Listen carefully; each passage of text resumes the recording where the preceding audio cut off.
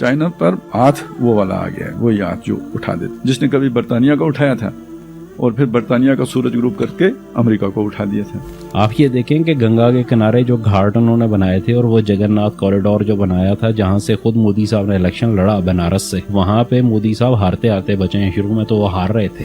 نظام حکومت, influential, electables, یہ وہ سارے تھے جو برطانیہ کے چھوڑے ہوئے. علماء کے طبقے کے اندر بھی اس طرح کے لوگ سرمایہ داروں میں بھی تھے, جاگیرداروں میں بھی تھے, پیروں میں بھی تھے. 75 سال یہ ملک انہوں نے چلایا ہے. تو جب تک آپ اس پورے نیٹ ورک کو اکھاڑ کے پھینک نہیں دیتے نا تو آپ استحکام نہیں حاصل کر سکتے. کبھی زلزلہ, کبھی رائے راست, کبھی شیر دل, کبھی ضرب عذب, کبھی رد الفساد. جو فلسطین میں ہو رہا ہے دنیا بول رہی ہے, جو کشمیر میں ہو رہا ہے کوئی نہیں بول رہا ہے, چپ ہے بالکل. جیسے کشمیر میں امن, گھر سے بندے کو اٹھایا جس کا کوئی تعلق نہ پی ٹی آئی سے تھا نہ 9 مئی سے تھا, گھر سے اٹھایا, اس نے کہا کہ جی ایچ کے وہ حملہ کیس ڈال دیں گے, کور کمانڈر حملہ کیس ڈال دیں گے, لاہور میں پشاور میں یہ ڈال دیں گے, اتنے پیسوں میں ڈیل کرو. ڈیل کی, اس بیچارے نے باہر آیا, نہیں ہوا تو اس کے اوپر منا دیا گیا. اب ایسے لوگوں کو والی وارث کوئی نہیں ہوتا. وہ مغربی پڑوسی ملک ہوں یا مشرقی پڑوسی ملک ہوں, یا چلیں پھر امریکہ کو بھی ان کے پیچھے کھڑا کر دیتے ہیں بعض لوگ, یا وہ تھریٹ کر رہے ہیں کہ اگر آپ نے ادھر ہمارے ایسٹس کو کیا تو پھر ہم مطلب جوابی کارروائی یہاں سے کریں. کہ یہاں پہ پولیس, اسپیشل برانچ یا آئی بی جو اپنے روایتی لگے بندھے سسٹم کے ساتھ جس طریقے سے آپریٹ کرتی ہے, وہ آپ کو کوئی افیکٹو قسم کا آپریشن کر کے یہاں پہ جو معاملے کی جڑ ہے اس کو ختم کر سکتی ہے. تو میرا خیال ہے کہ یہ دیوانے کی پڑھو.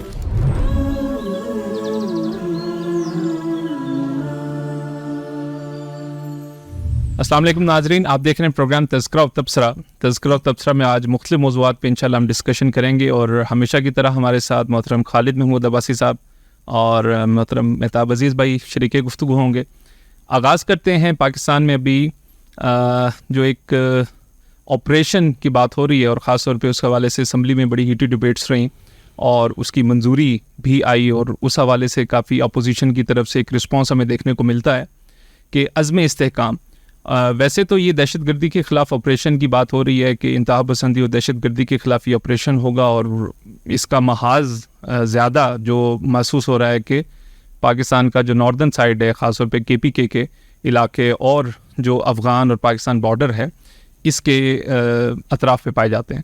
اس حوالے سے کافی ریئیکشن خود افغان گورنمنٹ کی طرف سے بھی آیا, کیونکہ کچھ ایسی باتیں ہو رہی تھیں خواجہ آصف کے بیان کے اوپر.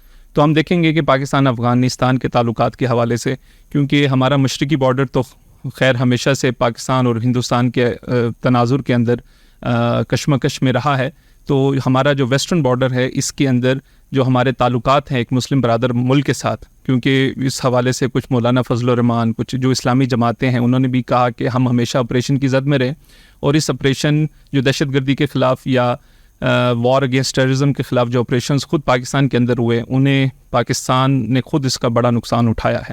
اور پھر دوسری طرف باتیں یہ بھی ہو رہی ہیں کیونکہ امارت اسلامیہ ہیں, تو مسلمانوں کی ایک اسلامی ذہن رکھنے والے کچھ جماعتیں ہیں یا کچھ لوگ ہیں, افراد ہیں, ان کی ایک ٹلٹ بھی ان کی طرف ہے, اور اس کی طرف سے بھی رسپانس ہمیں دیکھنے کو مل رہا ہے. دوسری طرف پی ٹی آئی کی طرف ان کے بھی کافی اس حوالے سے بیانات آئے ہیں پی ٹی آئی کے رہنماؤں کے, کہ یہ آپریشن دہشت گردی کے خلاف نہیں بلکہ خود پی ٹی آئی کے خلاف ہوتا نظر آ رہا ہے. تو اس تناظر میں ہم آغاز اسی سے کریں گے, اور پھر ہم بھارت میں ہونے والے الیکشنز, اس کے کیا اثرات پاکستان اور بھارت کے تعلقات کے اوپر پڑیں گے, اور خاص طور پہ مسئلہ کشمیر کے تناظر کے اندر, اور پھر مسئلہ فلسطین, اس کی بھی جو تازہ اپڈیٹس ہیں اور وہاں بھی کیا ہو رہا ہے, کس حوالے سے چیزیں چل رہی ہیں, تو انشاءاللہ اس کو بھی آج کے پروگرام کا موضوع بنائیں گے. تو میں آغاز کرتا ہوں خالد صاحب, عزم استحکام, تو یہ استحکام لائے گا یا عدم استحکام لائے گا؟ نہیں, وہ تو عدم استحکام تو پہلے سے موجود ہے, تو ہم نے عزم استحکام کیا.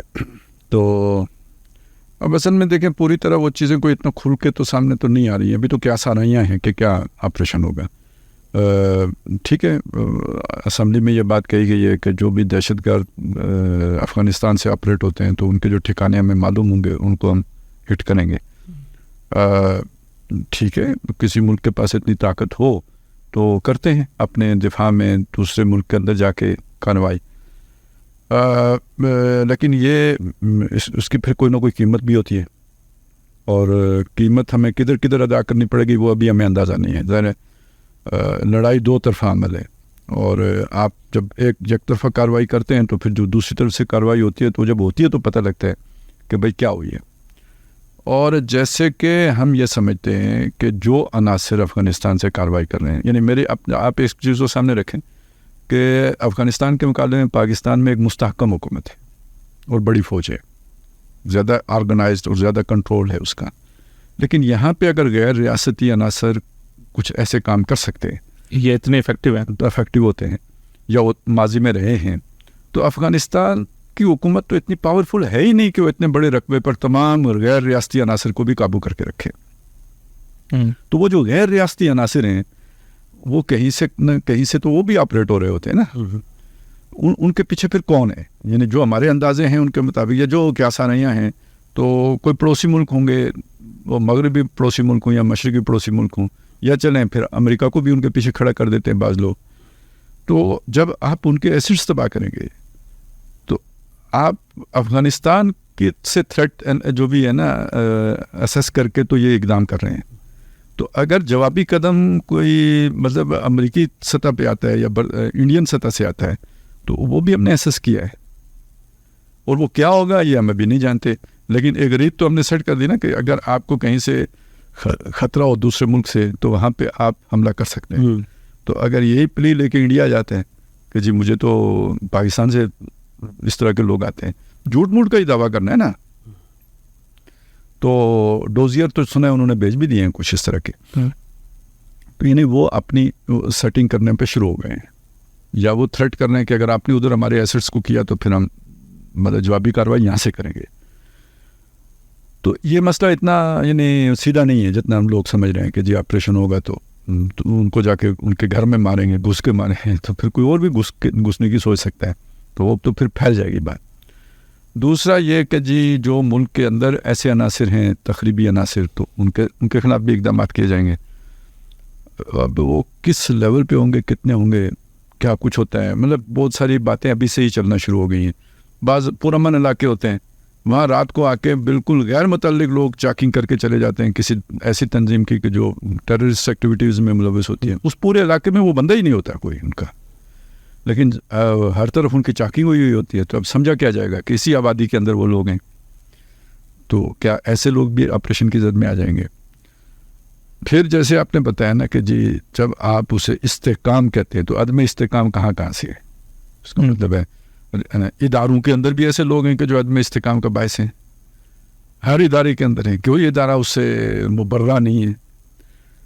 تو کیا وہ بھی لپیٹے میں آئیں گے؟ دہشت گردی تو ان کی بھی نہیں، دہشت گردی نہیں. دیکھیں ایک لفظ یہاں پہ یعنی استحکام کے لفظ کو میں کہہ رہا ہوں، دہشت گرد عدم استحکام کا سبب دہشت گردی ایک سبب ہے. صحیح، ٹھیک ہے. یہ جو اداروں کے اندر جو باہمی جنگ ہے یہ بھی تو عدم استحکام کو جنم دے رہی ہے. بالکل صحیح، ٹھیک ہے. یہ جو آئین نیا لکھا جا رہا ہے یا اپنی مرضی سے اس کی تشریحات کی جائے، اس سے بھی تو عدم استحکام وجود میں آ رہا ہے. تو آپ ادھر بھی مستحکم کریں گے یا نہیں کریں گے، یہ تو پھر بہت ہی دائرہ پھیل جائے گا. ٹھیک ہے.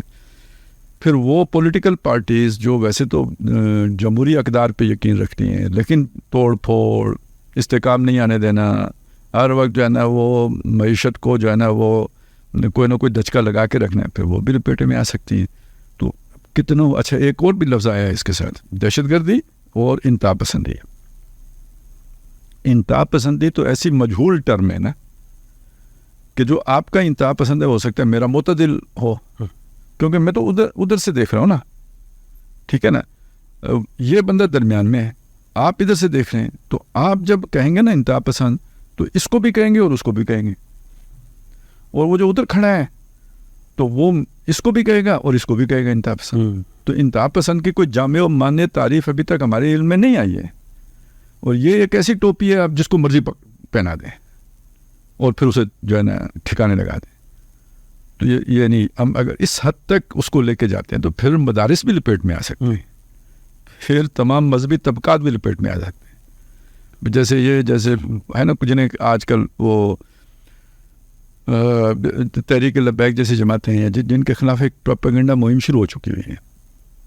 کچھ تو ان کی بھی حرکتیں، جیسے ایک وقت میں وہ طالبان کی حرکتیں تھیں کہ ہر جو کوئی پھٹی ایش ہے تو اس کی ذمہ داری جناب ہم نے جناب یہ کام کیا ہے.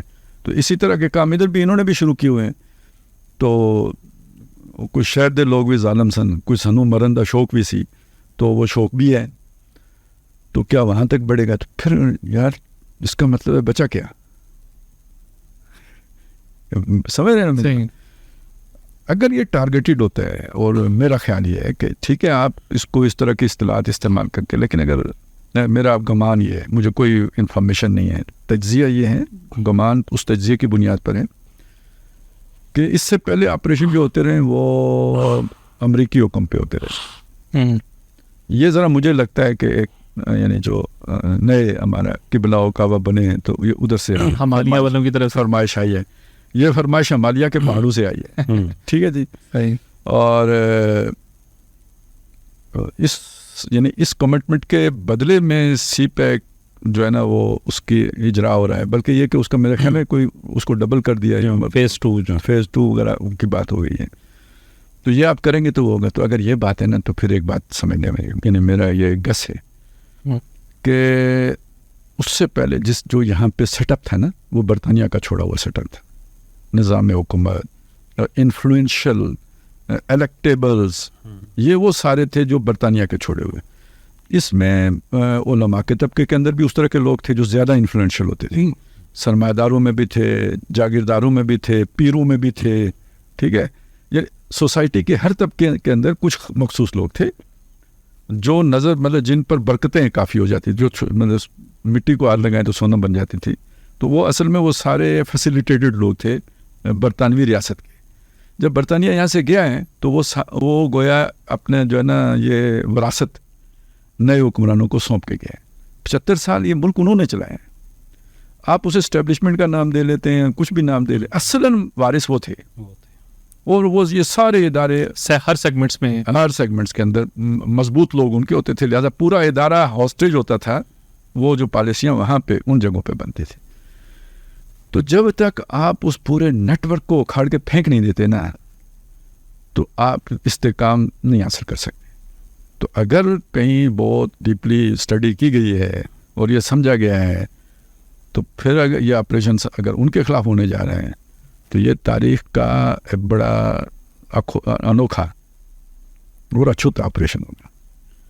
اور ظاہر ہے پھر کولیٹرل ڈیمیج تو اس میں بھی ہوگا، اور نوعیت کا کولیٹرل ڈیمیج ہوگا، لیکن اس کے اختتام پہ پھر استحکام آ سکتا ہے اگر یہ کامیاب ہو جاتا ہے. گمان یہ ہم اچھا گمان اس لیے کہ رکھ رہے ہیں کہ شاید ایسا ہو جائے کہ جو برطانیہ کا چھوڑا ہوا گند ہے بامر مجبوری کہ وہ گند اب انتہائی گند پھیلانے پہ آ گیا نا. پہلے وہ صرف اتنا گند کرتا تھا کہ جو کنٹرول ہو سکے، جو صاف کیا جا سکے، لیکن اب وہ اس نے بے بہا گند جو ہے نا وہ دھواں مارنا شروع کر دیا، کالا دھواں. تو اب اس کی اوور آلنگ کا گویا سمے ہوا چاہتا ہے. بتابئی بجٹ بھی آیا، پاکستان کی لولی لنگڑی لڑکھڑاتی ہوئی معیشت، اور اس سے قبل ہم نے ڈفرینٹ آپریشنز بھی دیکھے مختلف رجیمز کے اندر. آپ کو کیا نظر آ رہا ہے کہ جیسے خالد صاحب نے چیزیں رکھی ہیں کہ یہ واقعی ان دہشت گرد عناصر یا انتہا پسند عناصر کے خلاف ہے، یا اس کی کچھ سیاسی عزائم بھی ہیں بسم اللہ الرحمن الرحیم اس معیشت کے ساتھ؟ خالد بھائی، اپنا فاروق بھائی، بات یہ ہے کہ ماضی میں ہم نے بہت سارے آپریشنز پاکستان میں ہوتے ہوئے دیکھے. آپریشن بڑی شد و مت سے شروع کیے جاتے ہیں، یہاں پہ بڑی میڈیا کمپین چلتی ہے، دعوے ہوتے ہیں. اس کے بعد آپریشن کا رزلٹ جو ہے نا وہ کبھی نہیں آتا، کبھی سامنے نہیں آتا. اس کی کوئی اکاؤنٹیبلٹی نہیں ہوتی کہ کیا اہداف تھے، کیا چیزیں پوری کی جاتی ہیں.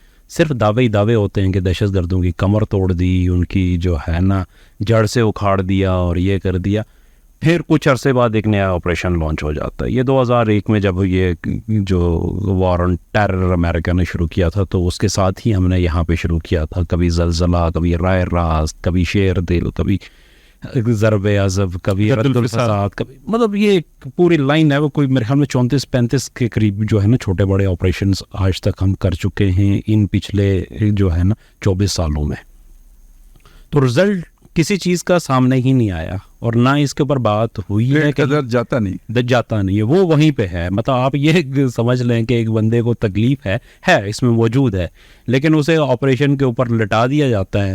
ہر سال کے بعد ڈاکٹرز جو ہے نا وہ آپریٹ کرتے ہیں، اس کی فیس وصول ہوتی ہے، اس کے اوپر اخراجات ہوتے ہیں، لیکن وہ درد پھر अपनी जगह पे होता है, ये कोई नहीं बताता कि भाई वो क्या हुआ था, जो पिछला था वो क्या था। तो मुझे नहीं लगता कि इस दफ़ा भी कोई ख़ास किस्म की होगी। ये भी एक ट्रेंड बन चुका है कि हर नया आर्मी चीफ एक नए नाम से पाकिस्तान में ऑपरेशन शुरू करता है। वो राइल शरीफ साहब आए थे तो उन्होंने ज़रब अज़ब, पिछले दिनों की बात करें, मतलब मुशर्रफ और कियानी दौर में तो बहुत सारे हुए थे, लेकिन जब राइल शरीफ साहब आए थे तो उन्होंने ज़रब अज़ब शुरू किया था। बाजवा साहब जब तब्दील हुए तो उन्होंने रद्दुल फसाद शुरू कर दिया, और जब अब जो है आसिम मुनीर साहब हैं तो इनके दौर में ये अज़्म इस्तेहकाम शुरू हो गया। तो कल आंखों ज़ाहिर है इनकी भी टेन्योर जब पूरा होगा। एक ज़रूरत ये भी होती है ना कि वो पॉलिसियों के तसलसल के लिए एक्सटेंशन की भी ज़रूरत होती है। मतलब बहुत सारी चीज़ें इसके अंदर हो रही हैं। कल को एक और आएगा तो फिर एक नया ऑपरेशन शुरू होगा, लेकिन पिछले ऑपरेशन का क्या बना? जब ये चीज़ें हमारे सामने नहीं आएंगी, या हमारे सामने का मतलब ये है कि पाकिस्तानी आवाम के सामने नहीं आएंगी, आप जवाबदेह नहीं होंगे, उसका कोई ऑडिट नहीं होगा, वो फाइनेंशियल ऑडिट भी, उसका सोशल ऑडिट भी, उसके जो अहदाफ थे उनका ऑडिट भी कि भाई क्या अचीव हुआ क्या नहीं हुआ, तो फिर ये सिलसिला ऐसे ही चलता रहेगा। इससे किसी नतीजे की तवक्को आप नहीं कर सकते। कमर टूटने के बाद मजीद कमर जो है ना जावेद हो जाएगी, वो टूटती रहती है, वो फिर जावेद हो जाती है। वो जैसे वो टॉम एंड जेरी के कार्टून होते थे ना, तो वो पिस के बिल्कुल जो है ना वो फ्लैट हो जाता, फिर वो उठ के खड़ा हो जाता। तो ये उस टाइप की एक चीज़ चल रही है।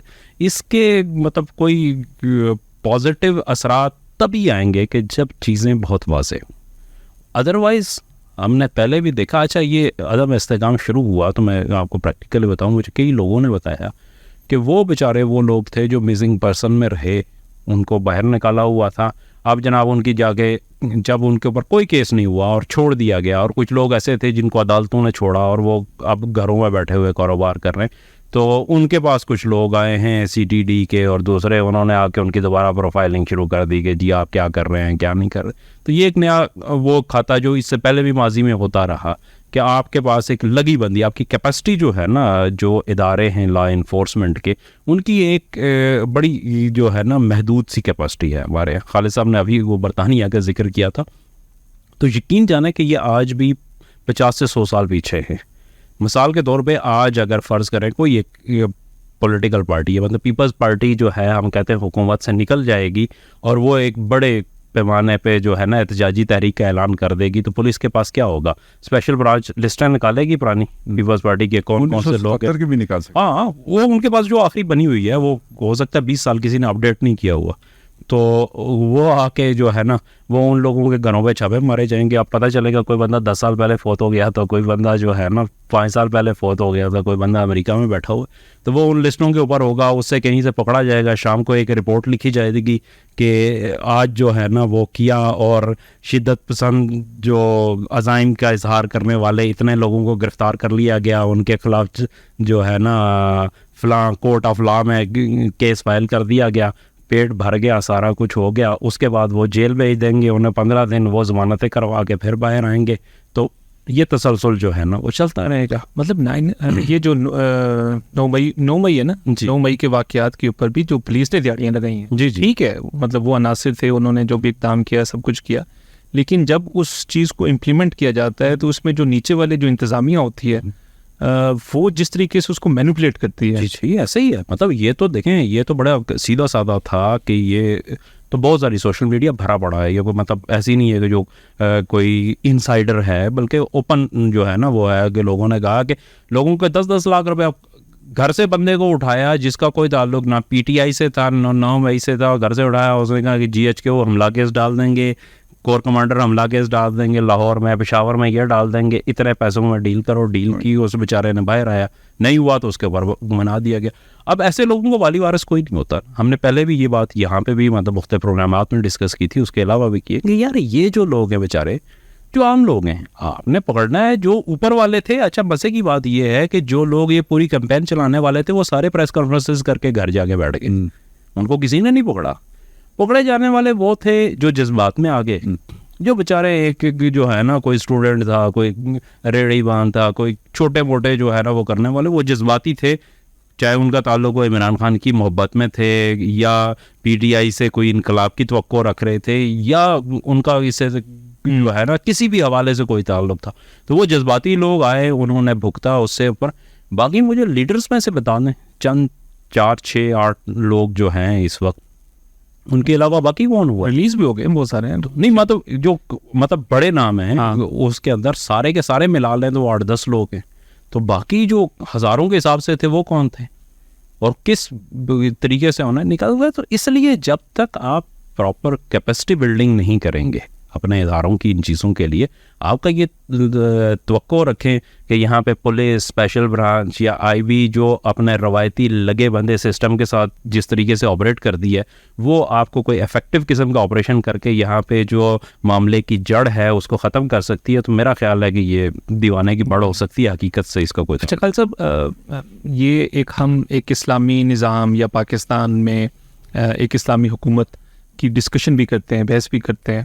اچھا بہت سے لوگ انسپائرڈ بھی ہیں کہ چلیں ٹھیک ہے پاکستان نے ان مقاصد کی طرف ہم نے قرارداد مقاصد کے بعد اس طرح کوئی بہت زیادہ عملی اقدامات نہیں اٹھائے, لیکن امارت اسلامیہ کو لوگ آئیڈیلائز بھی. مولانا فضل الرحمان کی کل میں ایک پریس کانفرنس سن رہا تھا تو وہ کہہ رہے تھے کہ بھائی وہ جو ان کے مقاصد وہی ہمارا مقصد ہے.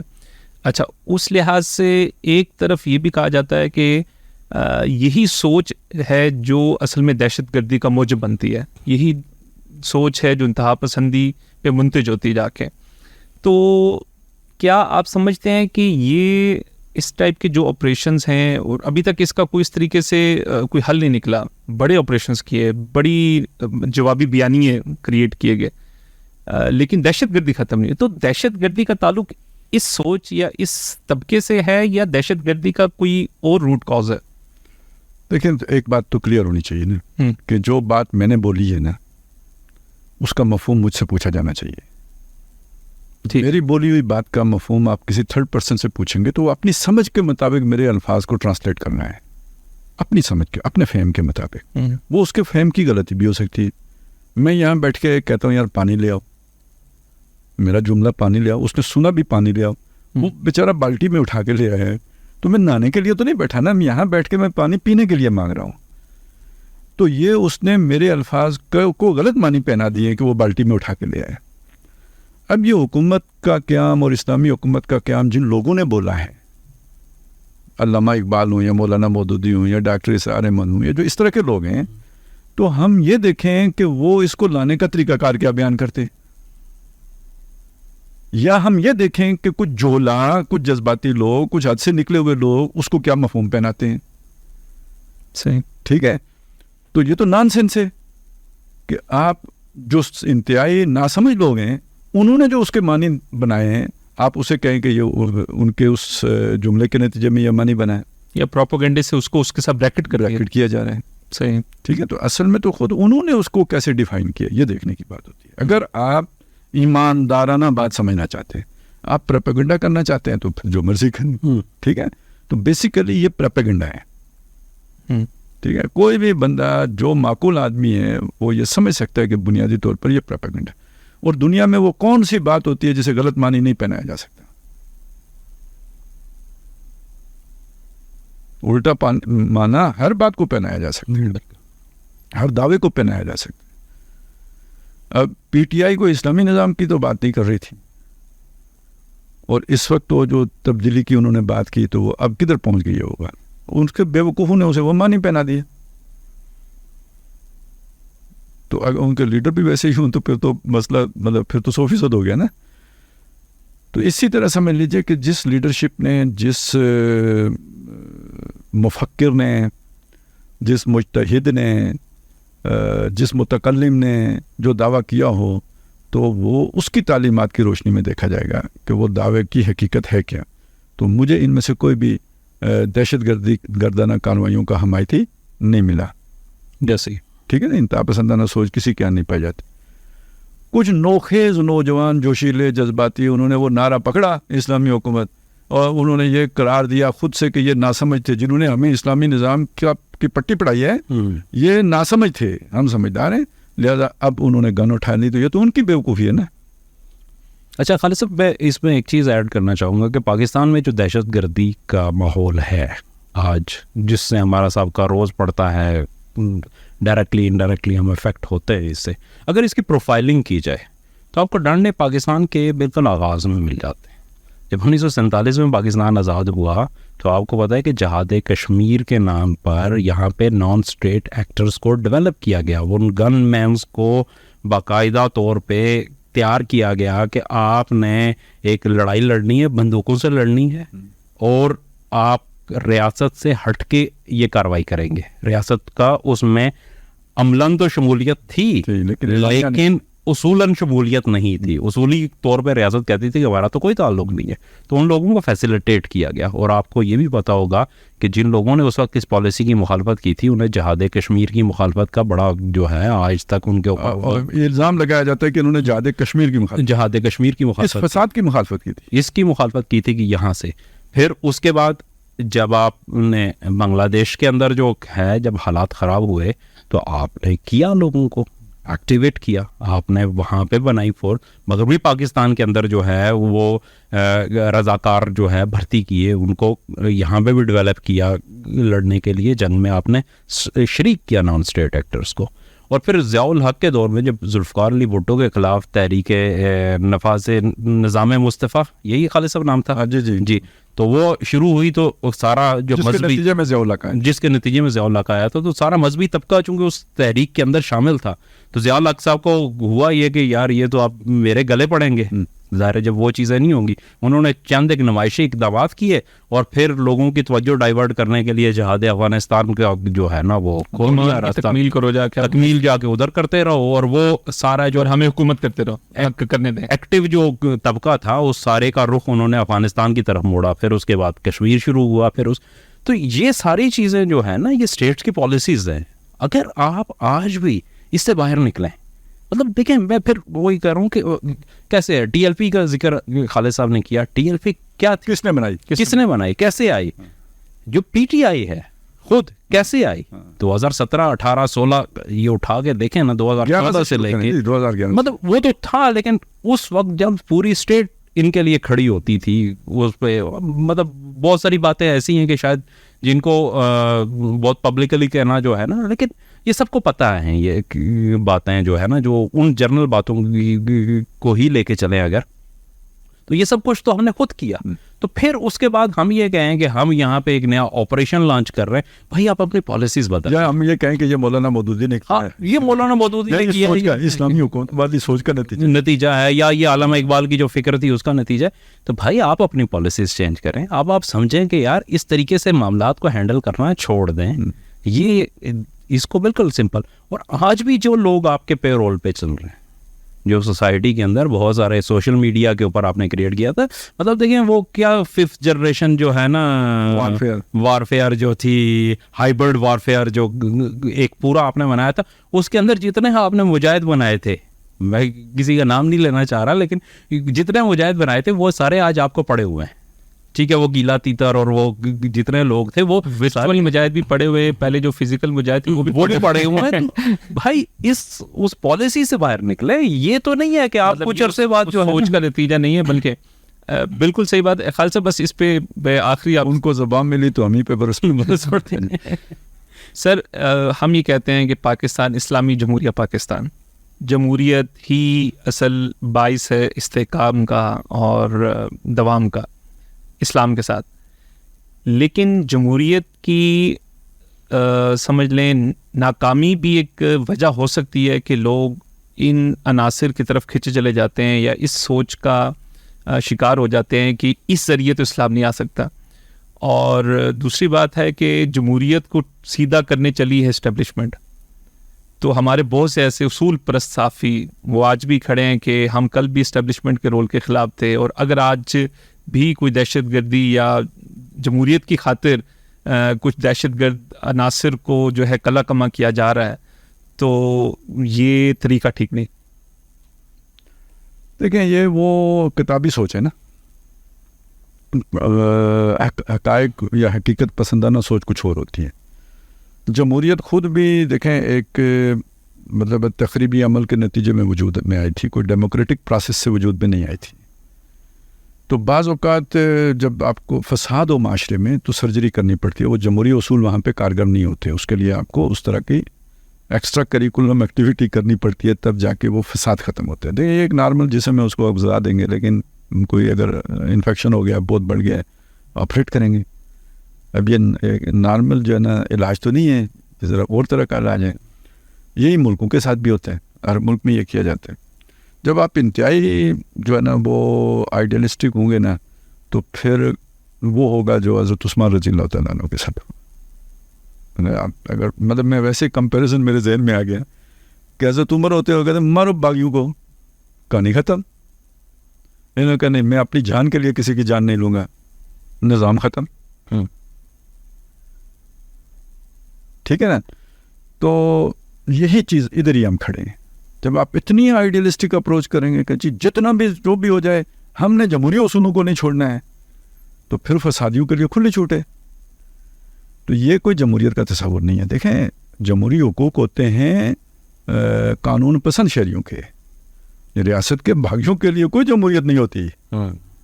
اس کے جمہوری حقوق ہی نہیں رہتے, اس کے شہری حقوق نہیں رہتے. ٹھیک ہے. اب یہ پتہ نہیں کیوں نہیں ہمارے جو ہے نا ان کو سمجھ آ. ایک بات تو یہ, دوسری بات یہ ہے یہ سمجھ لیں, سیکولرزم ایک علیحدہ چیز ہے, لیکن جس شے کا نام لبرلزم ہے وہ انارکی کا پوٹینشیل رکھتے ہیں. میں آزاد, آپ آزاد, میں یوں جانا چاہتا ہوں, آپ یوں جانا چاہتے ہیں, ہم اکٹھے کیسے چلیں گے؟ Extreme liberalism. کیونکہ ہاں ایکسٹریم یعنی لبرلزم کے اندر انارکسٹ ہونے کا پوٹینشیل موجود ہے. مطلب انتہا پسندی اس کے اندر. جیسے ہر وہ مسلمان جو قرآن کو من جانب اللہ منزل من اللہ سمجھتا ہو, اس کے اندر فنڈامنٹلزم کا پوٹینشیل موجود ہے. کیونکہ جب قرآن پڑھے گا نا, قرآن کا تو نیریٹو ہی یہی ہے, اس نے یہیں پہنچنا ہے. اسی طرح یہ سمجھ لیں کہ جو بھی لبرل ہے وہ اپنی اس سوچ میں جو ہی آگے بڑھے گا, تو یہ جو سٹرکچر ہوتا ہے نا اسٹیٹ کا سٹرکچر, یہ تو اس کی آزاد سوچ کے منافی ہوتے ہیں, فریڈم کے خلاف ہے. لہٰذا یہ انارکی تک لے کے جاتے ہیں. اور دنیا میں اس وقت ریورس جو پروسیس چلا ہے نا فیشزم کا, امریکہ جیسے ملک میں آپ کو ٹرمپ کی صورت میں نظر آئے گا, اور باقی دنیا میں اس کا سبب یہ بنا ہے. یونیورسٹیوں میں ڈسکشنز ہیں کہ اگر آپ ایکسٹریم لبرلزم کے لیول پہ جائیں گے تو اسٹیٹ کا سٹرکچر ختم ہو جائے گا. سمجھ رہے میری بات؟ صحیح. تو جو اس طرح کے لوگ ہوتے ہیں نا بہت ایکسٹریم پہ سوچنے والے, اپنی جگہ پہ انتہا پسند, تو ان کو پھر یہ سارے حقوق اور یہ اور وہ, مطلب ریاست جائے باڑ میں اور نظام جائے باڑ میں, ڈسپلن اور یہ سارے آرگنائزیشن جائے باڑ میں, وہ جو میرے اصول ہیں ان میں سے کسی, وہ تو قرآنی اصول ہیں, وہ نہیں اوپر نیچے ہو سکتے. یہ مسائل ہیں ان کے. ایکسٹریم لیول کا آئیڈیالزم کہنے آپ اسے اس اپنی سوچ کے اعتبار سے. تو زمینی حقائق سے چشم پوشی. تو اس وجہ سے میں نیک نیتی کے ساتھ یہ بات کر رہا ہوں. وہ جو لوگ کہتے ہیں جی پیسے لیے ہیں, یہ لیا, وہ میں وہ بات نہیں کر رہا, یا ایجنڈا ہے یا دوستیاں نبھا رہے ہیں, میں وہ کوئی بات نہیں کر رہا. میں صرف یہ بات کہہ رہا ہوں کہ بالکل جو ایک لبرل بندہ ہوگا وہ اس طرح کا ایک شاعرانہ مزاج کہہ لیں, کتابی سوچ کہہ لیں, آئیڈیلسٹک اپروچ کہہ لیں, وہ اس میں مبتلا ہو جاتے ہیں. صحیح. اور ایک بات اور بھی یہ ذہن میں رکھیں, جو بھی لبرل بندہ ہے, جینین لبرل بندہ ہے, وہ اگر نظریہ پاکستان کا حامی ہے تو منافق ہے, جھوٹا ہے, فراڈیا ہے. تو نہیں ہے تو اسے پاکستان کا حامی کیوں ہے؟ پھر اس کی یہ سوچ ہونی چاہیے متحدہ ہندوستان کی, جو اس وقت جو لبرل لوگ تھے ان کی تھی, اور آج بھی لوگوں کی ہے. ٹھیک ہے, تو پھر وہ ہونی چاہیے. تو وہ رستے میں مظام کون ہے؟ جو پاکستان کو بچا کے رکھنے والی فورسز ہیں وہ مظام ہے نا. تو ان سے نفرت ہونا, تو یعنی آپ ان کے جبر کی وجہ سے ان سے نفرت نہیں کرتے, ان کی غیر پسندیدہ سرگرمیوں کی وجہ سے ان سے نفرت نہیں کر رہے. اصل میں آپ کے اس نظریے کے خلاف نظریہ پاکستان ہے. ٹھیک ہے, اس اور پاکستان اس نظریے کی بنیاد پر وجود میں آیا تو نظریہ بھی آپ کو اچھا نہیں لگے گا, پاکستان بھی اچھا نہیں لگے گا. تو جو اس کو بچانے والی فورسز ہوں گی, وہ مولوی ہو, فوجی ہو, کوئی بھی ہو, وہ آپ کو اچھا نہیں لگے گا. اور اچھا نہ لگنے کی بنیاد جو ہے وہ نظریہ ہے. اس کی اسی لیے پھر ایک نیا مطالعہ پاکستان پڑھو. اس مطالعہ پاکستان میں قائد اعظم سیکولر تھے, یعنی وہ بندہ سیکولر ہے جس نے اپنی تقریروں میں 100 دفعہ اسلام کا نام لیا ہوگا, ایک دفعہ بھی سیکولرزم کا نام نہیں لیا. اس کو یہ سیکولرزم بنا دیں گے, سیکولر بنا کے پیش کر دیں گے. اور 11 اگست کی تقریر نکال کے یعنی جیسے ہم منافق ہیں ایسا ہی وہ بھی منافق تھا. جب تک نہیں بنا تھا اسلام اسلام اسلام کرتا رہا, جب بن گیا تو وہ سیکولر ہو گیا. حالانکہ اس کے بعد بھی اسلام کی بات کی اقدامات کیے, تو وہ تو خیر خود بھی متنازع ہے نا کہ تقریر کیا ہے, وہ اس کا وجود ہی نہیں ہے اس تقریر کا. میں صرف آپ کو یہ بتا رہا ہوں کہ ان عناصر کے یعنی یہ مطالعہ پاکستان, ان کا اپنا مطالعہ پاکستان کتنا کمزور ہے, جس کو یہ مطالعہ پاکستان کریں. وہ تو خیر آپ کتنی باتیں گنیں گے کہ جن کو یہ اہمیت ہی نہیں دے رہے. جو فیکٹس ہیں دنیا نے تسلیم کیے ہیں, غیر ملکی جو ہے نا محققین ہیں انہوں نے تسلیم کیے, یہ ان سب کو کہتے ہیں جناب یہی تاریخ ہے. اصلی تاریخ وہ ہے جو ہمارے ٹیڈ میں سے نکل رہی ہے. تو یہ 22 لوگ ہیں. اور نمبر 2 یہ کہ مطلب یہ وہ جو ایک آئیڈیلسٹک جو ہے نا رومانویت ہوتی ہے نا, اس کا شکار لوگ ہیں. بالکل ٹھیک ہے. مہتاب بھائی انڈیا کی طرف آتے ہیں. اس دفعہ 400 پار نعرہ, جی وہ گنگا میں بہ گیا ہے یا جمنا میں بہ تو گیا؟ 400 ادھار ہو گئے. 400 ادھار. اور یہ چیز, اور دوسری طرف یہ بھی دیکھا گیا ہے کہ چلیں جو بھی ٹرن آؤٹ رہا, کشمیر کے حوالے سے بڑا وہ جو نمبر آیا ہے سامنے کہ ہمیشہ جو جس طریقے سے کامیاب ایک بائک آؤٹ رہتا تھا الیکشن کا, اس دفعہ وہ نظر نہیں آیا. بلکہ وہ جماعتیں جو عملی طور پر کشمیر میں اس کی حامی تھیں وہ بھی اس دفعہ ٹھیک ہے, وہ تھی تو ذرا مخالفت میں ہی کہ اس دفعہ ہم نے ووٹ کے ذریعے اس کا بدلہ لینا ہے. تو اس صورتحال میں مودی کیا کرتا نظر آ رہا ہے؟ یہ پاکستان اور ہندوستان کے تعلقات ویسے پچھلے 4 سال تو کشمیر میں بھی امن کے رہے ہیں, مطلب کنٹرول لائن پہ بہت زیادہ کوئی وہ چھیڑ چھاڑ تو نہیں ہوئی. تو کیا دونوں طرف چیزیں سیٹل ہو گئی ہیں یا اب کوئی مزید ادھر سے یا ادھر سے کوئی اقدام کی توقع ہو سکتی ہے ان الیکشنز کی صورت میں؟ دیکھیں الیکشن کا اگر تجزیہ کریں تو ایک چیز تو ہمیں سامنے آئی کہ نعروں کی بنیاد پہ جو بیانیہ تخلیق کیا جاتا ہے اور اس بیانیے سے لوگوں کو محصور کر دیا جاتا ہے, وہ سحر بہت دیر پا نہیں ہوتا. نعرے بھی تھے اور میڈیا پاور بھی تھی. نہیں وہ پھر میڈیا ایک ٹول ہے, نعروں کے لیے تھی, نعروں کے لیے وہ ٹول تھا, اس کو تو جھوٹ زیادہ عرصے تک برقرار نہیں رہ سکتا. تو یہ چیز ہمیں نظر آئی کہ آپ نے پہلی ٹرم جو ہے وہ جب مل گیا, پھر دوسری میں تو آپ جو ہے نا ایک ایبسولوٹ میجورٹی کے قریب پہنچ گئے تھے, اور تیسری میں آپ میجورٹی بھی نہیں لے سکے, تو آپ کو ایک کولیشن گورنمنٹ بنانی پڑے گی اور بڑی کمزور سی حکومت ہو گئی. تو اس کا آگے جو مزید جب آگے چلیں گی باتیں تو بہت سارے ریاستی انتخابات جب ہونے شروع ہوں گے, ابھی بھی شروع ہیں, تو جولائی کے اندر بھی ہے, اور اس کے بعد یہ ہونا شروع ہو جائیں گے مسلسل. اگلے 3 سال میں تقریباً ہندوستان کی ساری ہی ریاستوں میں دوبارہ انتخابات ہوں گے, ریاستی سطح کے انتخابات. تو وہاں پہ جو بی جے پی کی یہ والی جو شکست تھی نا, یہاں پہ تو ان کی گورنمنٹ بن گئی, لیکن وہ جو مودی لہر اور وہ ایک تھا کہ یہ توڑا نہیں جا سکتا اس کا زور, تو وہ مت ختم ہو گئی ہے. اور اس مت کے ختم ہونے کی وجہ سے اب یہ ہے کہ اپوزیشن کو بھی یہ بات پتہ چل گئی ہے کہ بھائی اگر متحد ہو کے تو اچھی پلاننگ کے ساتھ کریں گے تو ان کو ہرانا بھی بہت آسان ہے. تو اس لیے جو ہے نا ان کا وہاں پہ زور ٹوٹتا ہوا نظر آ رہا ہے, خصوصاً بہار میں, اتر پردیش میں, اور اس طرح کی جو ریاستیں ہیں جہاں پہ گڑھ ہے جو بی جے پی کا. تو وہاں پہ اگر یہ ریاستی سطح پہ ہو گئی تو اگلی دفعہ تو یہ 2 زون ہی شاید 100 پار مشکل سے ہو جائے.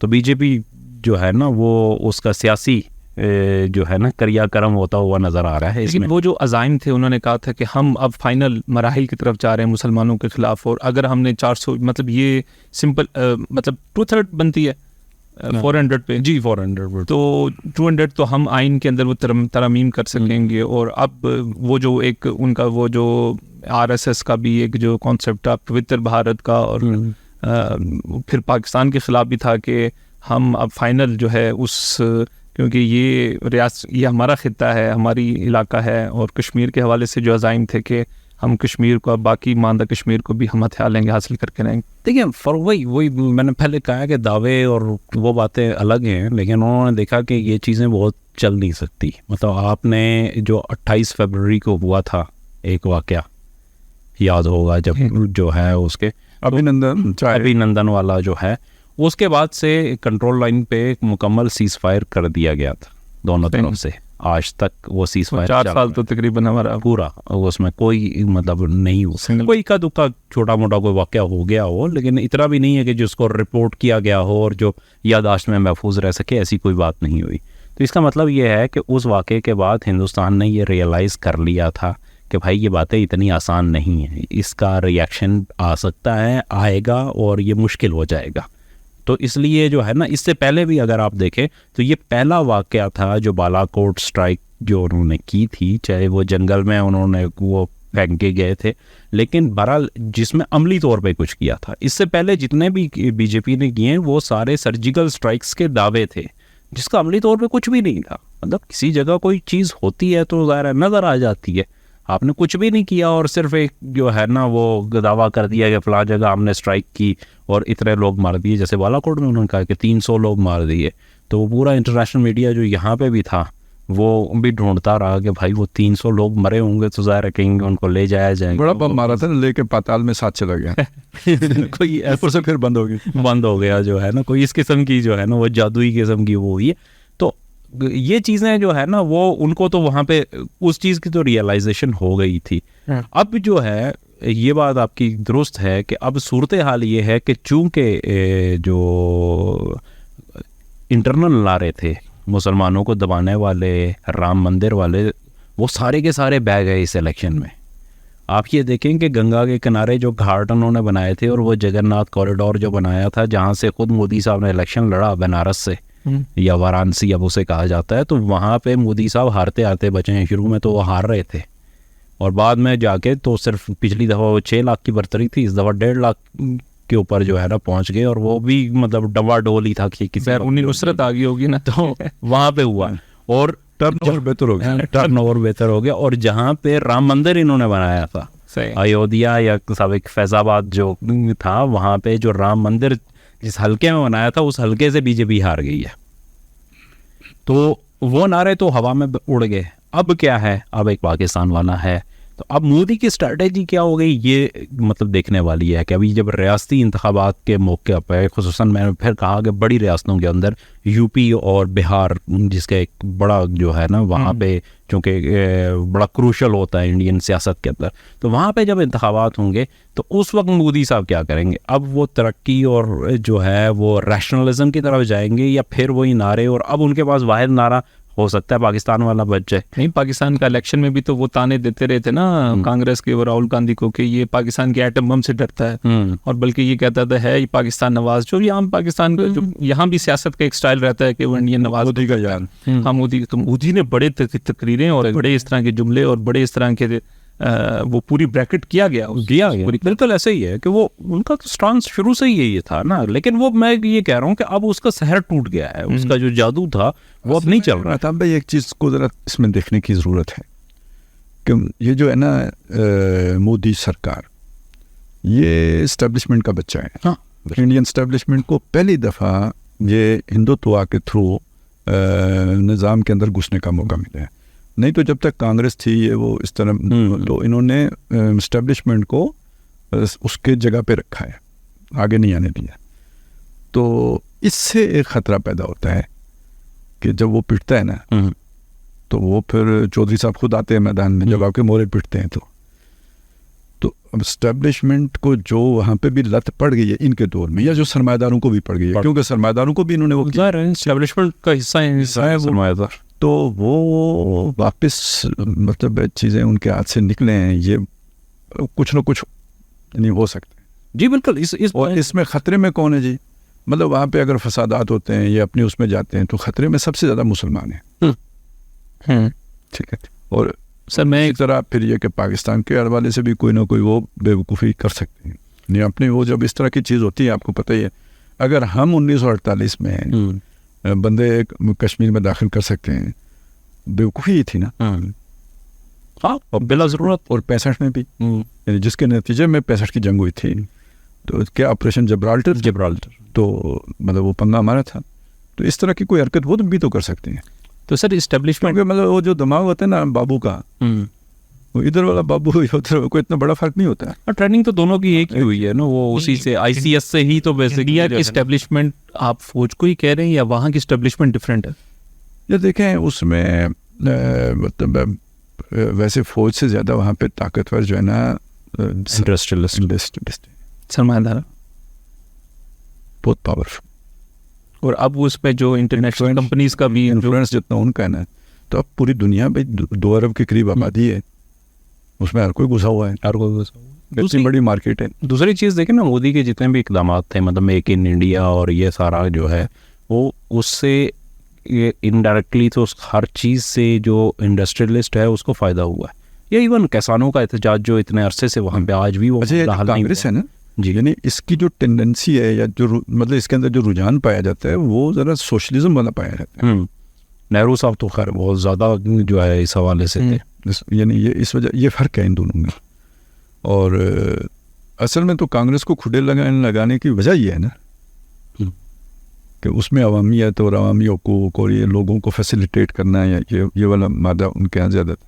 بالکل صحیح. تبھی فلسطین, اچھا اس میں سوری یہ ایک چیز رہ گئی, یہ کشمیر والا جو ہے, چونکہ یہ بہت امپورٹنٹ ہے. دیکھیے کشمیر کے اندر اس دفعہ الیکشن میں کوئی شک نہیں ہے کہ ایک اچھا ٹرن ہو رہا ہے, ماضی میں ہمیشہ بائیک آؤٹ ہوتا رہا ہے, لیکن اس دفعہ لوگوں نے دیکھا ہے کہ بائیک آؤٹ کے نتیجے میں وہاں پہ تو ہی ہے نیشنل کانفرنس یا پی ڈی پی وہ آ جاتی ہیں, اور پی ڈی پی بھی ماضی میں بی جے پی کے اتحادی رہی ہے, اور جو ہے نیشنل کانفرنس بھی اتحادی رہی ہے. تو ان دونوں کو جو ہے اگر ٹرینڈ آپ دیکھیں تو اس دفعہ مطلب وہاں پہ جو ووٹ ڈلے ہیں اس میں جو دونوں محبوبہ مفتی بھی اور عمر عبداللہ بھی, یہ دونوں باہر ہو گئے ہیں. بلکہ خود ہی پہلے نکل گئے تھے. نہیں ہارے ہیں, برے طریقے سے ہارے ہیں جو ہے نا وہاں پہ. مطلب خود انہوں نے بائیک آؤٹ نہیں بائیک آؤٹ نہیں کیا, نہیں وہ تو مین ظاہر کانٹیسٹ کر رہے تھے. اور ان کا اور وہاں پہ اگر دیکھیں بارہمولہ کی سیٹ سے انجینئر رشید جو ہے وہ جیت کے آئے, اور انجینئر رشید جو ہے وہ اس وقت تہاڑ جیل میں ہیں دلی کی. وہاں پہ ان کے اوپر ٹیرر فائنینسنگ کے اور وہ جو ان کے ڈریکونیل لاز ہیں ان کے تحت انہیں سزا سنائی ہوئی ہے, وہ وہاں پہ ہیں اور وہ جیتے ہیں. اسمبلی کا حلف تک نہیں وہ اٹھا سکے, آج بھی نہیں اٹھا سکے. تو یہ چیز جو ہے نا وہاں پہ ہوئی ہے. اسی طرح جو کیا کہتے ہیں کہ جو لداخ کی سیٹ تھی وہاں پہ بی جے پی کو بڑی بری طریقے سے شکست ہوئی ہے, اور وہاں پہ جو ہے ایک جو ان کا مخالف کینڈیڈیٹ تھا وہ جیت کے سامنے آیا ہے. تو وہ بی جے پی ہمیشہ اس کو کیش کرتی تھی, اور پچھلی دفعہ جب انہوں نے کیا تھا تو اس سے پہلے جو ہے بی جے پی کا کینڈیڈیٹ وہاں سے جیتا تھا, جس نے بڑا جو ہے نا 2019 کے اندر جب انہوں نے 2 حصوں میں تقسیم کیا تھا کشمیر کو, تو اس نے بڑا اپریشیٹ کیا تھا, اور وہ مطلب جو پارلیمنٹ کے اندر اس کو لیجٹیمائز کرنے کے لیے as a son of soil وہی پیش تھا. تو اس دفعہ وہ برے طریقے سے ہار گیا. تو یہ جو ٹرینڈ ہے کشمیر کے, یہ بتا رہے ہیں کہ وہاں پہ جو ہند نوازی ہے اور بی جے پی کی سیاست خصوصاً وہ ان دونوں کے لیے کشمیر میں بھی جگہ نہیں ہے, اور یہاں تک کہ لداخ میں بھی اب کوئی جگہ نہیں رہی. تو اس ٹرینڈ کو لوگوں نے پہلے سے بی جے پی خود بھی کشمیر سے دور رہی ہے. کشمیر تو خیر نہیں ہے, جموں سے انہوں نے لڑا تھا, کشمیر میں تو وہ آئے ہی نہیں ہے. لیکن جو لوگ ان سے کسی بھی حوالے سے ایفیلیٹڈ رہے ہیں ماضی میں, ان سب کو بھی شکست ہوئی ہے وہاں سے. یہ ایک بڑی چیز تھی. اور مطلب وہ ظاہر ہے آج کی جو صورتحال ہے کشمیر کے اندر, شاید لوگوں کا اپنا جو موقف ہے اس کے اظہار کا یہ بہترین موقع تھا, اور انہوں نے بڑے بہترین طریقے سے اسے جو ہے نا پریزنٹ کیا وہاں پہ. اچھا اس میں ہندوستان والی ایک چیز جو ہے نا مسلمانوں کی اگر آپ دیکھیں تو یہ بڑا امپورٹنٹ چیز ہے کہ جو ایوان ہے اس میں ٹوٹل 24 جو ہے وہ مسلمان آئے, اور ٹوٹل جو کنٹیسٹ کرنے والے تھے ان میں 74 مسلمانوں نے جو الیکشن لڑا ہے, اور ان میں سے 24 سر جیت سکے ہیں. ان میں سے بھی 8 وہ ہیں جو آج تک حلف نہیں اٹھا سکے, وہ مختلف جیلوں میں ہیں, مختلف جگہوں پہ. کشمیر اسمبلی کی بات ہے نہیں جو لوک سبھا جو ان کی نیشنل اسمبلی ہے اس کی بات کر رہے ہیں کہ وہاں پہ یہ صورتحال تھی. اور جو بی جے پی ہے اس نے صرف ایک کینڈیڈیٹ کو دیا تھا, ایک مسلمان کو, وہ بھی کیرلا کی سیٹ کے اوپر جہاں پہ مسلم اکثریت ہے وہاں پہ, تو وہاں پہ ایک کو دیا تھا, اور وہ بھی برے طریقے سے ہار گیا. تو ان کے ہاں جو ہے نا وہ نہیں ہوا. اور مطلب یہ ہندوستانی سیکولرزم کا حال, یہ سیکولرزم کا حال ہے کہ مطلب 16% مسلمانوں کی آبادی ہے, تو جو پارلیمنٹ کے اندر ان کی نمائندگی ہے وہ 5% سے بھی کم ہے, اور کیبنٹ 71 رکنی کیبنٹ ہے جس میں ایک بھی مسلمان وزیر نہیں ہے. یہ ہے ہندوستان کا وہ سیکولرزم اور وہاں کے مسلمانوں کی حالت. اور پھر یہاں پہ آ کے اگر آپ اس کو انالائز کریں تو جو لوگ آج بھی مخالفت کرتے ہیں کہ نہیں تھی مولانا ابوالکلام آزاد یہ کہہ رہے تھے اور وہ کہہ رہے تھے, آپ وہ ان لوگوں کے دیکھیں کہ جنہوں نے اس وقت یہ پیشن گوئی کی تھی کہ یہاں پہ کس طریقے سے مسلمانوں کو کی ریپرزنٹیشن کو یہاں پہ ختم کیا جائے گا, اور اس کے بعد جو سلوک ہوگا مسلمانوں کے ساتھ, وہ چیزیں ساری حقیقت بن کے ہمارے سامنے آ گئی ہیں اس الیکشن میں بھی, اس کے رزلٹ. سر کشمیر پہ آپ سے مطلب کہ پاکستان بھی اب اپنے ایڈونچر سے کہتا نا وہ ہمارا اسلام بھی وہ بولا جو جہاد قصہ ماضی ہوا, تو ہم نے بھی ہاتھ اوپر اٹھا لیا. اب پچھلے جو 4-5 سال جو گزرے ہیں کشمیریوں کے اوپر, اور یہ جو کشمیریوں کا جو یہ سٹائل تھا کہ ہم نے ووٹ کی طاقت سے اپنا مطلب ایک اظہار کرنا ہے, ٹھیک ہے 40-45% نمائندگی رہی ہے الیکشن کے اندر, تو آپ کیا سمجھتے ہیں کہ جیسے ایک کسان تحریک تھی کہ وہ ایک عوامی تحریک, انہوں نے بڑا پاورفل امپیکٹ مطلب پوری دنیا میں بھی میسج کیا, اور پھر خود مودی کو انہوں نے بہت ٹف ٹائم دیا, تو کشمیر کے جو مسلمان ہیں جذبات ان کے اندر بہت ہے, اور سوشل میڈیا کا جیسے استعمال وہ سارا وہ برہان وانی کیس کے بعد پھر 35A کے بعد کیا, اس نتیجے میں ان کا نیٹ بند رکھا. لیکن آج کا ایک اویئرنیس اور میڈیا کے دور کے اندر اور عوامی طاقت اور جذبے کو اس طریقے سے پرامن انداز سے لے کے آنا, تو کشمیر کاز کے لیے خود ہندوستانی کشمیر کاز کے لیے کتنا پاورفل ہو سکتا؟ اب دیکھیں کسانوں نے کبھی بھی کوئی جسے کہتے ہیں نا ہتھیار استعمال نہیں کیے تھے, تو وہ تو ان کی ایک یوں سمجھے شہرت ہی یہی ہے, ان کا پہچان ہی یہی ہے کہ انہوں نے مظاہرے کیے. کشمیر میں جو ٹیررزم ہوا ہے نا, وہ جس وجہ سے بھی ہوا ہے, تو اب کشمیر کے اوپر ایک ٹیگ لگ گیا ہے اس چیز کا. اب آپ پرامن کوشش بھی کریں گے تو اس کو اسی کھاتے میں وہ ڈال دیں گے, اس میں کوئی شک نہیں ہے, اس میں کوئی شک نہیں ہے کہ وہ والی کارروائی کرنے کے بجائے اگر یہ اس طرح پرامن طریقے سے جمہوری جو طور طریقے ہیں ان طریقوں سے مظاہرے کیے جاتے ہیں, عوامی تحریک چلائی جاتی ہے, تو اس کا امپیکٹ زیادہ ہوتا ہے. اس کا سب سے بڑا آپ دیکھیں نا, اگرچہ کہ حماس نے بھی ہتھیار استعمال کیے, کر بھی رہی ہے, لیکن جو جینوسائیڈ ہو رہا ہے اس کے نتیجے پوری دنیا میں ہمدردی حماس کی طرف اور فلسطینیوں کی طرف جا رہی ہے. حماس نہ بھی ہو, فلسطینیوں کے ساتھ ہو رہی ہے, اور اسرائیل کی مخالفت ہو رہی ہے. تو جس طرح انڈین ظلم کر رہے ہیں یہاں, اگر یہاں پہ اس کا وہ جواز نہ ہوتا کہ جی 4 فوجی مارے گئے, 5 فوجی مارے گئے, یہ ہو گیا وہ ہو گیا, تو ہم تو ٹیررسٹ کے خلاف کارروائی کر رہے ہیں, وہ جواز نہ ہوتا, عوامی تحریک ہوتی, تو ابھی تک بہت بڑا امپیکٹ کریٹ ہو چکا ہوتا. لیکن اس وقت صورتحال یہ ہے کہ آپ کے اوپر وہ چھاپا لگا ہوا ہے, اور وہ ڈھونڈ کے جو بندہ آزادی کی سوچ بھی رکھتا ہے اس کو اٹھا کے لے جاتے ہیں, اس کے پورے خاندان کو غائب کر دیتے ہیں. یعنی اس وقت بدترین قسم کا ہم نہیں بول رہے, دیکھیں جو فلسطین میں ہو رہا ہے دنیا بول رہی ہے, جو کشمیر میں ہو رہا ہے کوئی نہیں بول رہا ہے, کیونکہ اس کو آگے ہمیشہ جو ہے نا اس کے لیے پاکستان ایک تعاون فراہم کیا کرتا تھا, مطلب اس کی آواز بنتا تھا, جو ظلم ہے اس کو بیان کرتا تھا. لیکن یہ ہے کہ اب چپ ہیں بالکل, ہم جیسے کشمیر میں امن ہے, یہ بات ہے نا مطلب جی. تو یہ ایک انڈیا کی تمام کارروائیوں کے ساتھ خاموش تعاون ہے جو ہم کر رہے ہیں. بدقسمتی یہ ہے کہ ہم اسے اب جوڑیں گے موجودہ رجیم کے ساتھ, یا جو اس سے پچھلی رجیم ہے, جیسے ہم کہتے ہیں جی باجوہ صاحب نے بیچ دیا تھا. ایکچولی یہ مشرف کی پالیسی تھی, جو یو ٹرن تھا, اس یو ٹرن کے اب الیاس کشمیری کیوں وہ ہوا تھا, باغی ہو گیا تھا, ٹھیک ہے, اسی طرح بہت سے اور مجاہدین کیوں باغی ہو, کیونکہ اپنی کشمیر پالیسی سے یو ٹرن لے لیا اور ایکچولی اپنے کشمیر کو بیچ دیا تھا. اس کی ایگزیکیوشن کا مرحلہ تب آیا تھا جب باجوہ لوگ تھے, تو انہوں نے بھی اپنا حصہ وصول کر لیا ہوگا. نہیں, اس سے پہلے باڑ لگ چکی تھی, باڑیں لگ چکی تھی. تو یہ اس اعتبار سے اس بات کو سمجھ لیں کہ یہ 2002 کا جب بلٹ اپ ہوا تھا نا, اس وقت وہ واجپئی تھا نا جس نے فوجیں لگائی تھی. کس پہ؟ 2002 میں پاکستان کے LOC پہ جنہوں نے فوجیں لگائی تھی نا, واجپئی کا دور تھا میرے خیال میں. نہیں, تو واجپئی تو 2005 پہ آیا تھا, اس سے پہلے کانگریس کا ہی دور تھا. 1999 میں کون تھا جب مشرف نے وہ کیا تھا؟ 98 میں تو واجپئی نے لاہور میں وزٹ کیا تھا, واجپئی نے ادھر کیا تھا نا. ہاں, تو پھر اس نے مشرف نے بھی جا کے تو اس کے چرنوں چھوئے تھے, چرنوں میں. ہاں, واجپئی آگرہ واجپئی تھا. جی جی. تو وہ جو بمبئی اٹیکس ہوئے تھے نا, اس کے نتیجے میں وہ پھر انہوں نے فوجیں سارے لگائی, تو مہینہ 1.5 مہینہ دونوں طرف فوجیں آمنے سامنے کھڑی رہیں, کچھ اکا دکا واقعات بھی. تو آخر میں کیا ہوا تھا, مشرف نے سارا سرنڈر کر دی, اور اس کے بعد یہ تو یہ سارا آپریشن شروع ہوئے تھے. تو یعنی کہ اصل میں تو کشمیر سے ہاتھ ہم نے تب اٹھا دیا تھا، نظر جا کے ہمیں 2018 میں اور 19 میں آیا نا، ہاں سارے جب اس کی جب اقدامات وہ سارے جب بہت آگے نکل گئے تھے. تو اب دیکھیں وہ تحریک چلنے کا مجھے تو اب امکان بہت کم نظر آتا ہے. اچھا خالد صاحب، میں تھوڑا سا اس میں جو ہے نا ایک بات کرنا چاہ رہا ہوں کہ یہ بھی کشمیر کی تھوڑی سی مختلف ہے، جو میں جس طریقے سے اسے فلسطین کے مقابلے میں، فلسطین کے مقابلے میں بھی اور ان کے مزاج کے اندر بھی. دیکھیں کشمیر کے اندر پہلے پولیٹیکل جدوجہد کی گئی ہے.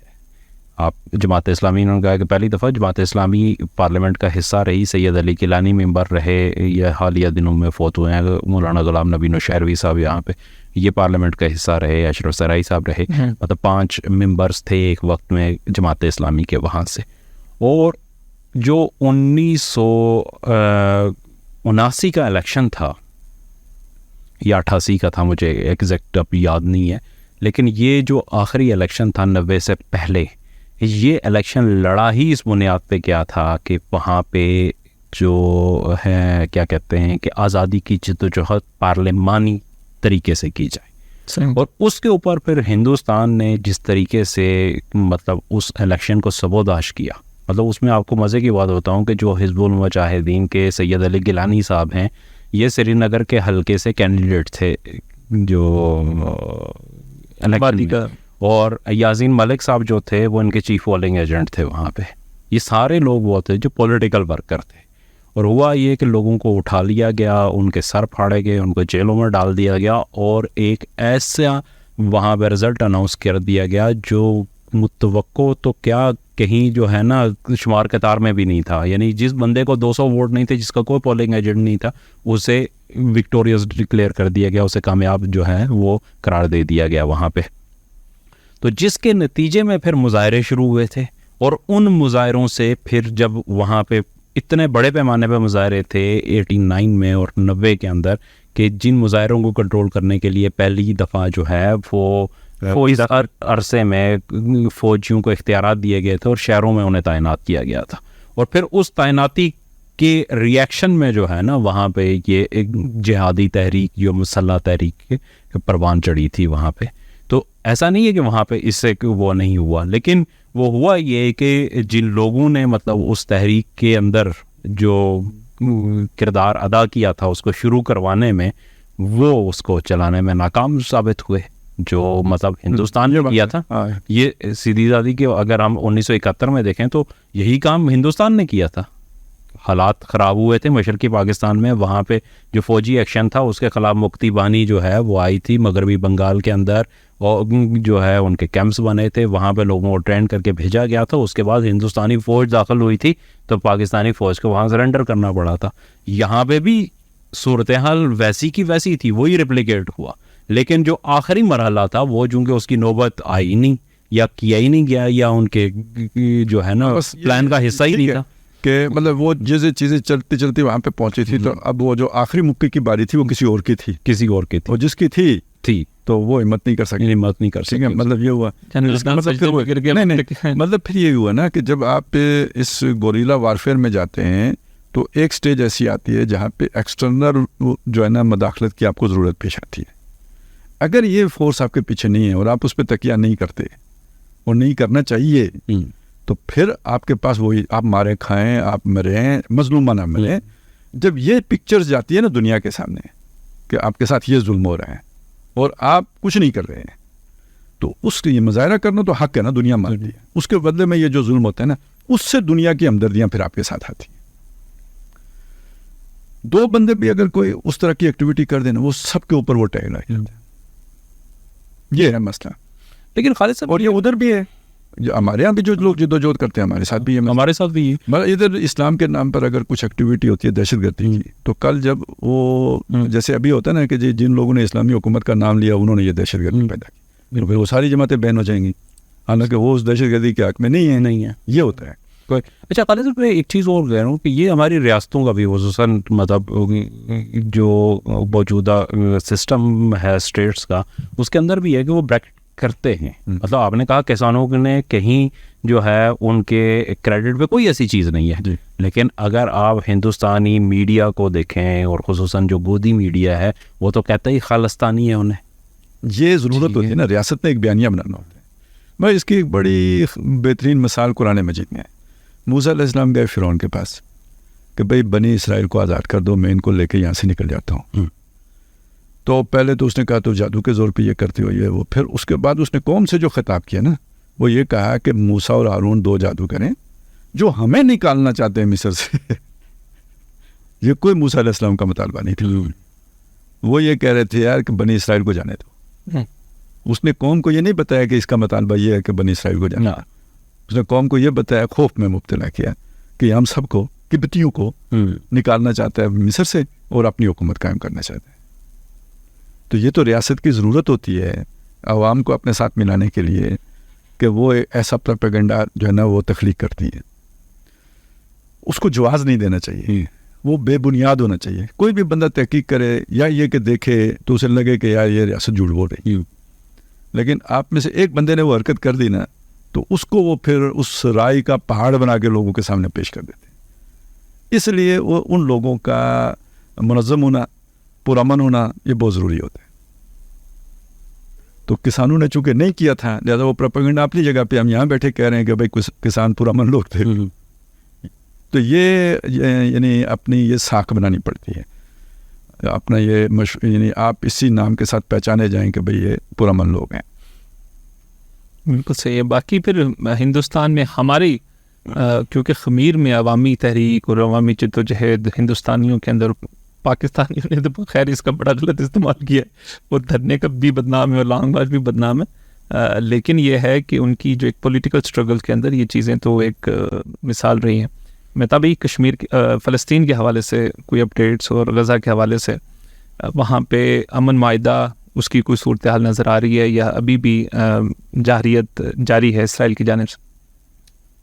جارحیت تو جاری ہے اور فلسطینیوں کو روزانہ کی بنیاد پہ کیا جا رہا ہے, لیکن اب مین چیز یہ ہے کہ اس کے اسرائیل کے اندر اور اسرائیل سے باہر جو ہے نا وہ جو ویژن تھا لوگوں کا وہ بڑا کلیئر ہوتا جا رہا ہے. مطلب پچھلے دنوں میں ایک پڑھ رہا تھا اسرائیل کا ایک ہیبرون جو ہے اخبار ہے, تو اس میں ایک تجزیہ چھپا تھا اور انہوں نے یہ کہا تھا کہ نیتن یاہو اس جنگ کو جو پرولونگ کر رہا ہے وہ صرف اپنی سیاسی ساکھ بچانے کے لیے, ورنہ انہوں نے کہا کہ انہوں نے ایک سروے شائع کیا تھا کہ جو پہلا مہینہ تھا اکتوبر کا جب یہ اسرائیل نے جنگ مسلط کی تھی, تو اس پہلے مہینے کے اندر 74% لوگوں کا یہ خیال تھا کہ اسرائیل کی یہ جنگ جو ہے وہ نتیجہ خیز ثابت ہوگی. ان کی مسلط کردہ جنگ غزہ کے اوپر اور روس کا نتیجہ خیز جو انہوں نے اہداف مقرر کیے ہوئے تھے اس حوالے سے. تو انہوں نے کہا کہ اب جو دوبارہ مطلب یہ جون کے مہینے میں جو انہوں نے دوبارہ سروے کیا تو اس سروے کے مطابق اب صرف 24% لوگ رہ گئے ہیں کہ جن کے خیال میں کہ اس جنگ کا کوئی نتیجہ نکل سکے. یہ اسرائیلی سروے یہ اسرائیلی سروے ہے اور اسرائیل کا اخبار اور جو کیا کہتے ہیں کہ ایک ایکسٹریمسٹ یہودی ویوز رکھنے والا جو اخبار ہے اس کا یہ اداریہ ہے, اس کا یہ سروے ہے.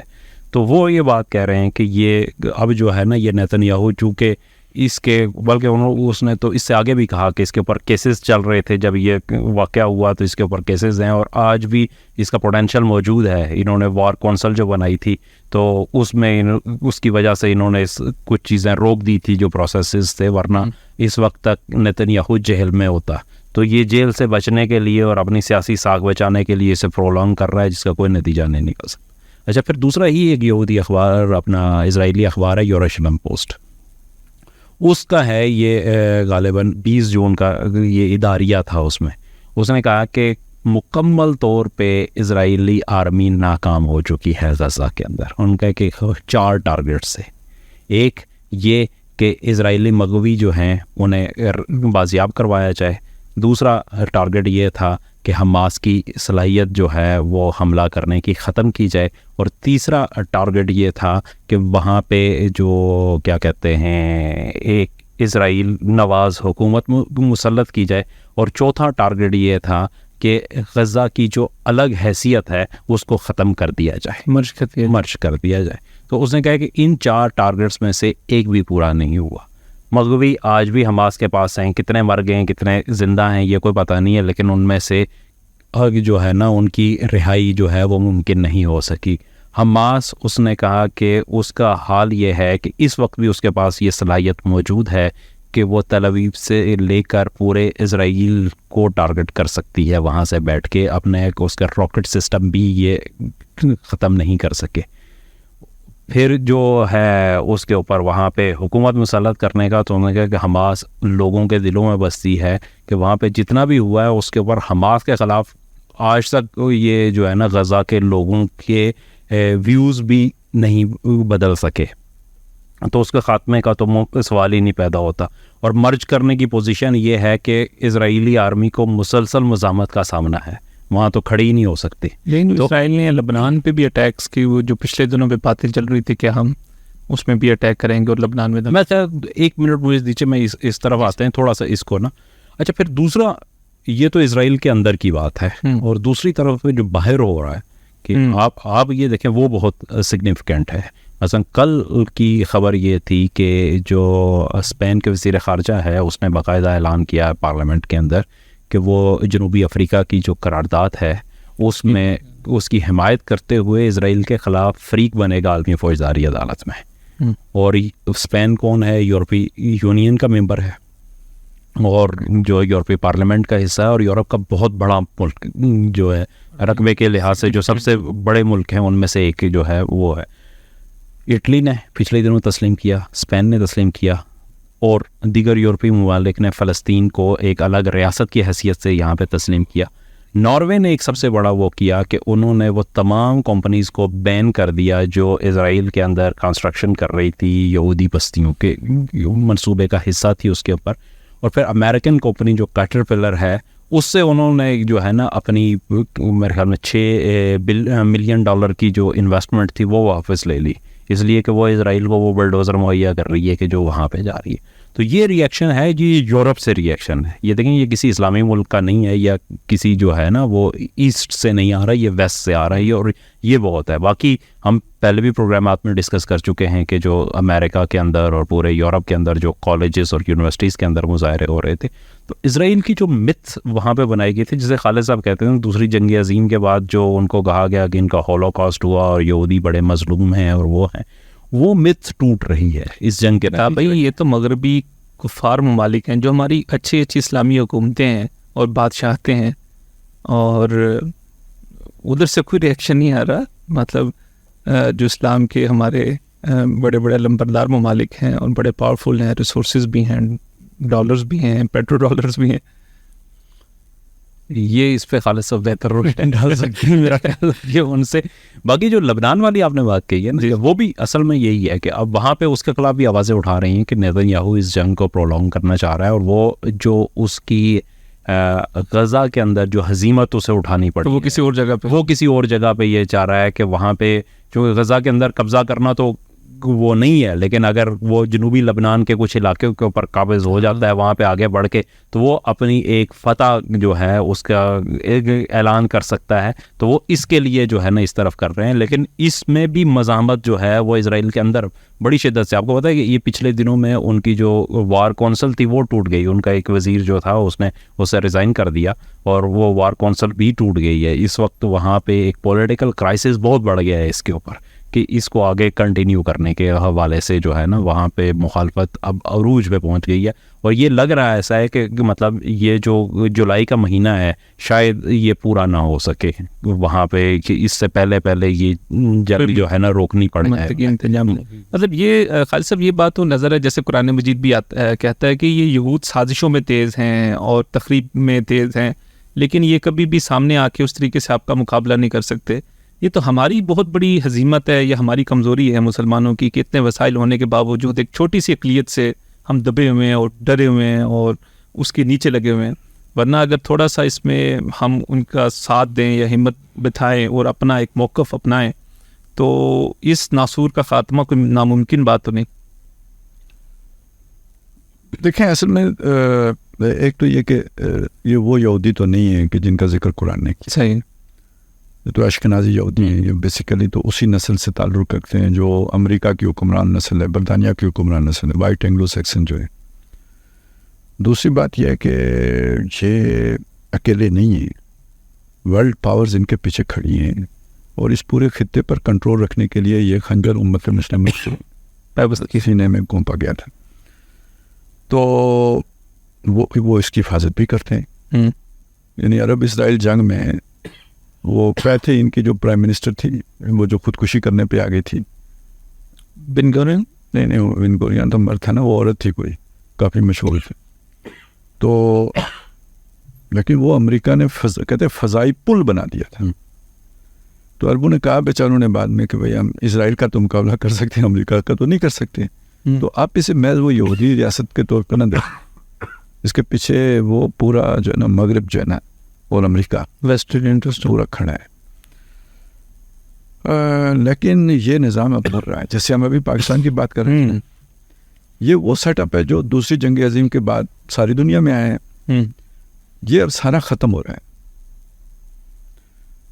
پیچھے فورسز وہی ہیں جو اس سارے سیٹ اپ کو چلا رہی تھی، لیکن وہ اب ٹیم نہیں لے کے آ رہی ہیں، ماڈل بدل رہا ہے. میں نے آپ کو شروع میں ایک بات کہی تھی کہ اب ڈیموکریٹک پروسیس سے آپ واپس فسطائیت کی طرف اور فیشزم کی طرف جا رہے ہیں. وہ تو چائنی ماڈل ہے نا، سرمایہ دار کو وہ ماڈل سوٹ کرتا ہے. یہ حقوق والا ماڈل، اس میں کافی کچھ سرمایہ دار کو جیب سے مطلب جیب ڈھیلی کرنی پڑتی ہے. اب اس کے مقابلے چائنا کیوں پوری دنیا میں چھا گیا ہے؟ بھائی اس کو سستا مزدور ملتا ہے، بدترین ایکسپلائٹیشن ہے وہاں پہ، کسی کے حقوق کو بول ہی نہیں سکتا. تو سرمایہ دار اس ماڈل کی طرف کیوں نہیں جائے گا کہ جو اس کے لیے زیادہ فائدے مند ہے، میکسیمم آؤٹ پٹ. تو یہ وہی عالمی سرمایہ داروں کی حکومت جو تھی، اب انہیں اس وہاں کے انسانوں کے مقابلے میں یہ والے انسان زیادہ سوٹ کر رہے ہیں. تو وہ شفٹ کر رہے ہیں اپنا مرکز کہہ لیں یا جو بھی. یہ چائنا کی ترقی نہیں ہے، چائنا پر وہ ہاتھ وہ والا آ گیا ہے، وہی ہاتھ جو اٹھا دیتے ہیں، جس نے کبھی برطانیہ کو اٹھایا تھا اور پھر برطانیہ کا سورج غروب کر کے امریکہ کو اٹھا دیا تھا. اب وہی ان سب کا یورپ اور امریکہ کو سے ہٹا کے تو چائنا میں کو اٹھا رہے ہیں. تو دیکھیں یہ بیسیکلی تو جنگ رکنے والی نہیں ہے. ہم نے بہت پہلے ایک بات یہ سامنے آئی تھی کہ یہ آگے پھیلے گی. عرب نہیں بول رہے، کیوں نہیں بول رہے ہیں؟ سب خطرے میں ہیں، انٹرنل خطرے میں.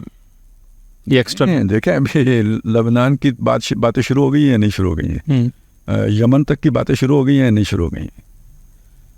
یہ جو ہے نا ادھر رکنے والی چیز نہیں ہے. اور وہ جو حدیثوں میں جو چیزیں آئی ہیں، ویل للعرب من شر قد اقترب، اس شر سے کہ جو بالکل قریب آ گیا ہے، تو وہ یہی ہے نا. تو یہ ہم ایک غزہ کو رو رہے ہیں، یہ تو اس سارے علاقے میں یہ آگ پھیلنی ہے. تو اب ظاہر ہے اس کی خبریں بھی ہوتی ہیں، اس کے یعنی اس کی پیش بندیاں بھی ہوتی ہیں، اس کے لیے جو ہے نا اپنی سوچ کے مطابق حفاظتی اقدامات بھی ہوتے ہیں جو کیا ہیں منتیں. جیسے ایک ہوتا ہے نا کہ جی آپ کو خطرہ ہے کسی سے تو آپ مقابلے میں تیاری کرتے ہیں. دوسرا کیا ہے، اس کو مکھن لگاتے ہیں، اس کو مطلب وہ فیسلیٹی راج دیتے ہیں. ٹھیک ہے. تو جو اسرائیل کے ساتھ اس وقت سعودی عرب اور یہ وہ سب جس طرح کی جس نوعیت کی جو وہ سفارتکاری کر رہے ہیں، تو وہ منتیں کرنے والے اسرائیل، کوئی دفاعی وہ منصوبے بنانے والے نہیں ہیں. تو اس کا مطلب انہیں خطرے کا احساس ہوا ہے تو وہ چاہتے ہیں کہ بھائی اسرائیل کے ساتھ ہماری نارملائزیشن ہو جانی چاہیے. تو بہرحال یہ تو بات آگے پھیلتی نظر آ رہی، رکتی نظر نہیں آتی. جی بہت شکریہ مہتاب بھائی آپ کا اور خالد صاحب آپ کا. ناظرین یہ تھا آج کا ہمارا پروگرام. اس میں موضوعات ڈسکس کیے کسی حد تک، اور اس پہ آپ کا کوئی کویسچن ہو، فیڈ بیک ہو تو ضرور ہم سے شیئر کریں. اگلے پروگرام تک مجھے مہتاب بھائی کو خالد صاحب کو اجازت دیجیے، پھر ملاقات ہوگی. اللہ حافظ.